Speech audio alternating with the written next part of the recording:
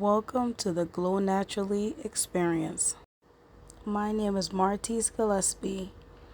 I'm a certified natural skincare practitioner. I'm a nurse, a registered nurse, BSN, ASN. I also help with health and wellness education. But I'm here to teach you how to use my interactive guide to create your own DIY handmade shea butter products. Stay tuned.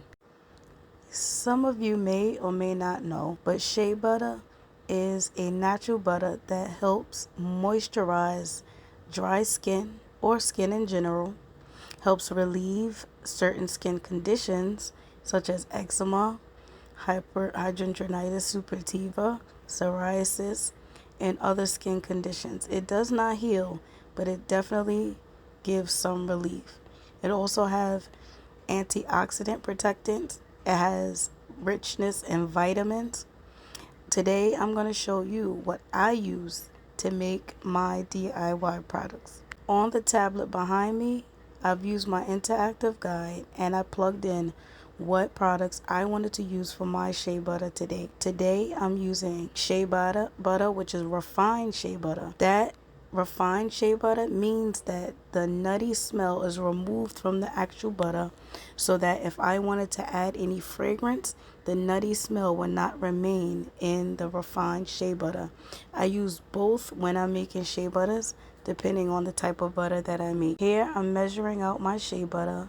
I got to my 12 ounces that I needed. Now I'm gonna be adding some cocoa butter. This is my premium product, the Cocoa Shea Butter Fusion product. So I'll be measuring out some cocoa butter. Cocoa butter is a very rich product. We all know that. That helps with relief of stretch marks, burns, cuts, bruises, chapped hands, feet.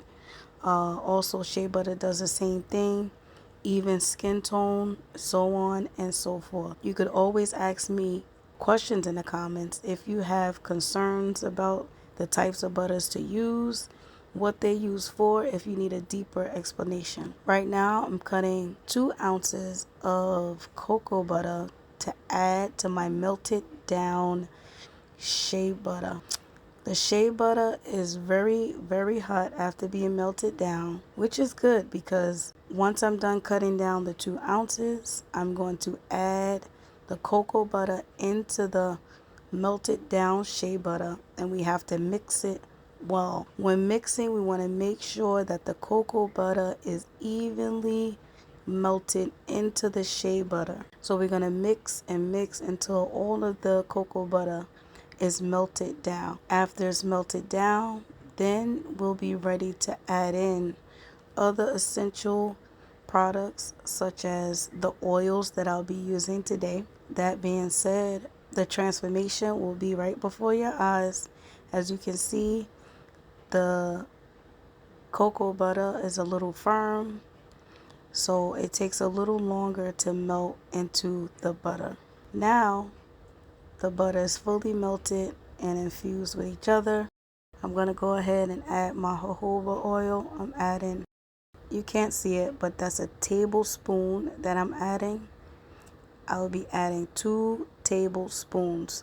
Throughout this video, you'll see that I'll be referencing my tablet for this video purposes to show you that when you are creating your shea butters, you can keep your interactive guide on the screen and click through as needed to double check the amount of product you need to use just in case you forget.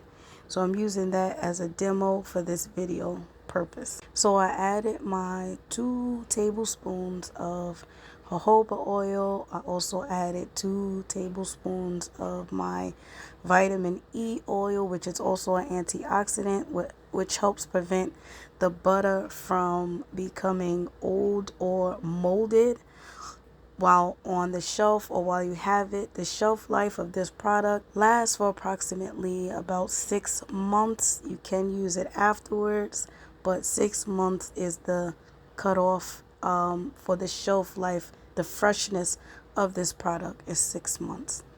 That tracker is also indicated when you build your recipe. You click on what type of butter you want to use, what type of oil you want to use in my interactive guide, and then it quickly creates a recipe for you. At the end of that, you could also print the recipe and track your products. When you track your products, it will give you an expiration date, meaning a time when your butter is due to expire. Right now, I'm transferring the butters into jars using a funnel. This is a quick DIY way for me to do it. I do have, what I pressed was my scale. I'm measuring it out. These are 4-ounce jars, so I don't want to overpour or unevenly distribute the butters, so that I make sure I have exactly an even amount for each jar. You have to be careful and pour and stop and pour so that you don't overfill the jar. Not to pour consistently, you have to space out the pour using the funnel. So I've poured into all of the jars. After this, I will transfer the jars into the freezer for quick solidification. The tips that you may be given on the interactive guide builder is that you can let it cool at room temperature. Depending on the temperature of the atmosphere, cooling at room temperature, if it's too hot, can change the consistency of your butter. Here it is in the freezer. After that, I will check it in 24 hours, which it will solidify or be more solid within a couple of hours. But I'll show you guys the aftermath in another video. This is a real easy process, by the way. As you can see, this video is not at length. It's just a really easy process, and you can use the products that are tailored to you. Within this interactive guide, I also have 3 free recipes. No thought process, no nothing. So we have an anti-aging recipe, we have a eczema recipe, and well, when you get the guide, you'll see.